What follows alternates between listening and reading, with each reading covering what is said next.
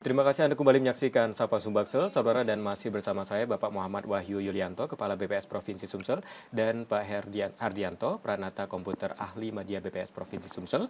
Kita lanjutkan lagi Pak. Ini juga mungkin masyarakat ingin lebih tahu begitu. Sebenarnya apa manfaat dari adanya DBS ini Pak? Iya, tadi secara ini sudah dijelaskan Mas Hardi terkait bagaimana konten-konten yang ada di Desa Bumi Sriwijaya. Jadi masyarakat tentunya bisa mengakses informasi ya secara real, ya secara langsung, secara online. Bagaimana sih sesuai dengan kebutuhan masyarakat itu sendiri. Pengen melihat misalkan di satu wilayah ada potensi apa sih, kondisinya bagaimana sih. Saya pikir informasi itu juga saya yakin sangat bermanfaat untuk masyarakat untuk melihat bagaimana sih kondisi desanya, di kondisi di tempat yang lain gitu. Dan kemudian tentunya informasi-informasi tadi ya akan bermanfaat baik untuk masyarakat itu sendiri maupun pemerintah daerahnya gitu. Baik. Kalau keterkaitan DBS begitu dengan program Gerakan Sumsel Mandiri Pangan dari Bapak Gubernur ini apa Pak? Ya, Gerakan Sumsel Mandiri Pangan itu kan adalah program unggulan Pak Gubernur ya terkait bagaimana mengajak bahwasanya masyarakat itu secara mandiri menyediakan pangan gitu, terutama di lahan-lahan kecil gitu.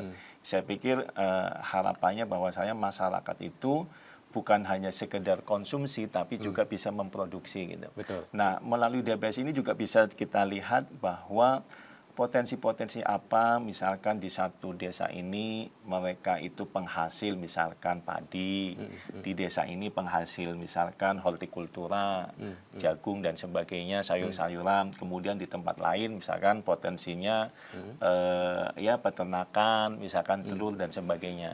Ya, jadi ini bisa berkolaborasi, kita tahu bahwasanya oh ini ketika potensi besar di sini berarti nanti di mana yang kurang, nah itu nanti bisa ada misalkan distribusi gitu.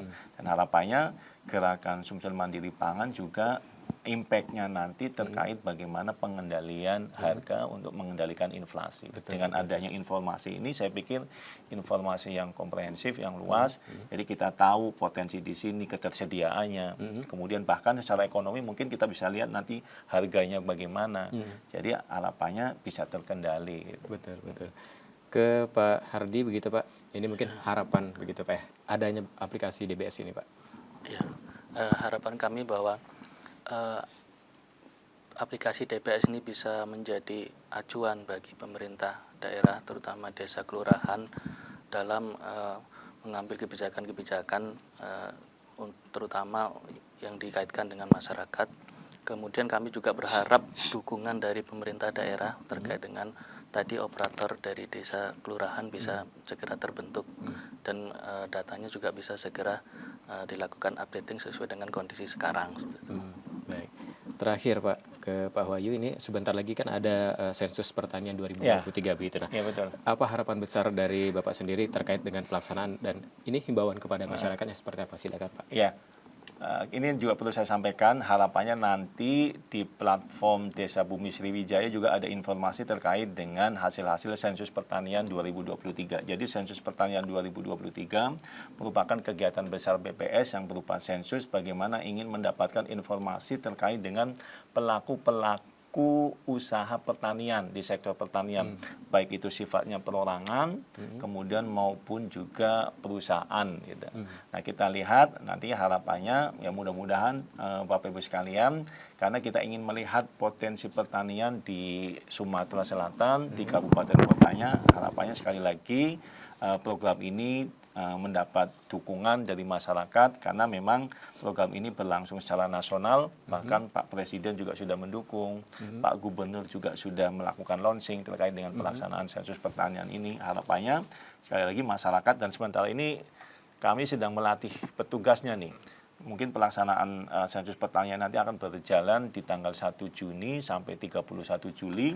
Harapannya sekali lagi mohon dukungan masyarakat, terima petugas kami ya yang datang, karena kurang lebih di seluruh Sumatera Selatan ada hampir 6.000 lebih yang kita latih, yang akan kita sebarkan untuk mendata potensi pertanian di Sumatera Selatan. Harapannya sekali lagi informasi ini akan memberikan satu informasi yang utuh terkait dengan potensi pertanian di Sumatera Selatan, baik itu yang tanaman pangan, misalkan tadi padi, yang hortikultura, perkebunan, peternakan, perikanan.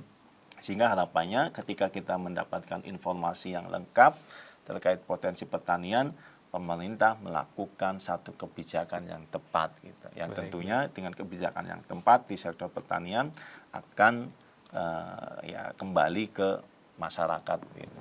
Betul. Artinya ini semua unsur begitu Pak harus Ya, berkolaborasi, semua stakeholder begitu agar desa ini semakin maju. Betul.